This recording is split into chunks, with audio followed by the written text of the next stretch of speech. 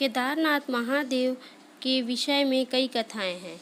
स्कंद पुराण में लिखा है कि एक बार केदार क्षेत्र के विषय में जब पार्वती जी ने शिव से पूछा, तब भगवान शिव ने उन्हें बताया कि केदार क्षेत्र उन्हें अत्यंत प्रिय है।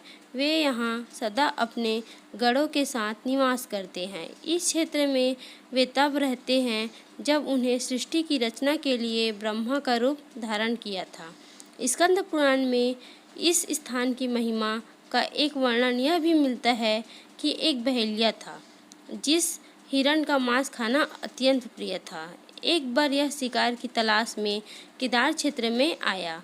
पूरे दिन भटकने के बाद भी उन्हें शिकार नहीं मिला। संध्या के समय नारद मुनि इस क्षेत्र में आए तो दूर से बहेलिया उन्हें हिरण समझकर उन पर बाण चलाने के लिए तैयार हुआ।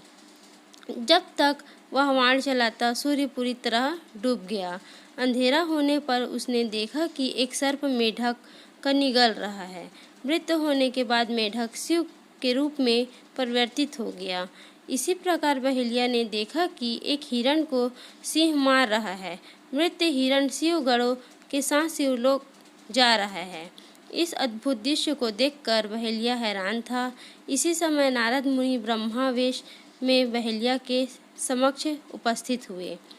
बहेलिया ने नारद मुनि से इस अद्भुत दृश्यों के विषय में पूछा। नारद मुनि ने उसे समझाया कि यह अत्यंत पवित्र क्षेत्र है। इस स्थान पर मृत्यु होने पर पशु पक्षी को भी मुक्ति मिल जाती है। इसके बाद बहेलिया को अपने पाप कर्मों का स्मरण हो आया कि किस प्रकार उसने पशु पक्षी की हत्या की है। बहेलिया ने नारद मुनि से अपने मुक्ति का उपाय पूछा।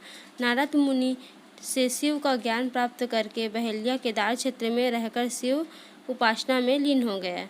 मृत्यु के पश्चात उसे शिव लोक में स्थान प्राप्त हुआ। केदारनाथ ज्योतिर्लिंग की कथा के विषय में शिव पुराण में वर्णित है कि नर और नारायण नाम के दो भाइयों ने भगवान शिव की पार्थिव मूर्ति बनाकर उसकी पूजा एवं ध्यान में लगे रहते।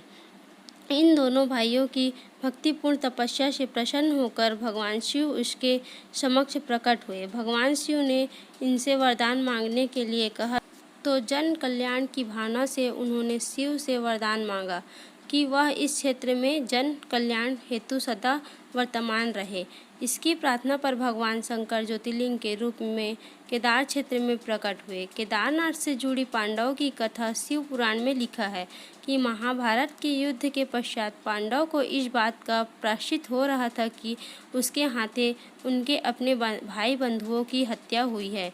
वे इस पाप से मुक्ति पाना चाहते थे। इसका समाधान जब उन्होंने वेद व्यास जी से पूछा तो उन्होंने कहा कि बंधुओं की हत्या का पाप तभी मिट सकता है जब शिव इस पाप से मुक्ति प्रदान करेंगे। शिव पांडवों से अप्रसन्न थे, अतः पांडव जब विश्वनाथ के दर्शन के लिए काशी पहुँचे तब वे वहाँ शंकर प्रत्यक्ष प्रकट नहीं थे। शिव को ढूंढते हुए जब पांचों पांडव केदारनाथ पहुँच गए, पांडव आए देखकर शिव ने भैंस का रूप धारण कर लिया और भैंसे के झुंड में शामिल हो गए। शिव की पहचान करने के लिए भीम एक गुफा के मुख के पास पैर फैलाकर खड़ा हो गया। सभी भैंस उनके पैर के बीच से होकर निकले लगे, लेकिन भैंस बने शिव ने पैर के बीच से जाना स्वीकार नहीं किया। इससे पांडव ने शिव को पहचान लिया। इसके बाद शिव वहाँ भूमि में विलीन होने लगे। तब भैंस बने भगवान शंकर को भीम ने पीठ की तरफ से पकड़ लिया। भगवान शंकर पांडव की भक्ति एवं दृढ़ निश्चय को देखकर प्रकट हुए, तब उन्हें पापों से मुक्ति कर दिया। इस प्रकार आज भी द्रौपदी के साथ पांचों पांडव की पूजा होती है। यहाँ शिव की पूजा भैंस के पृष्ठभाग के रूप में तभी से चली आ रही है।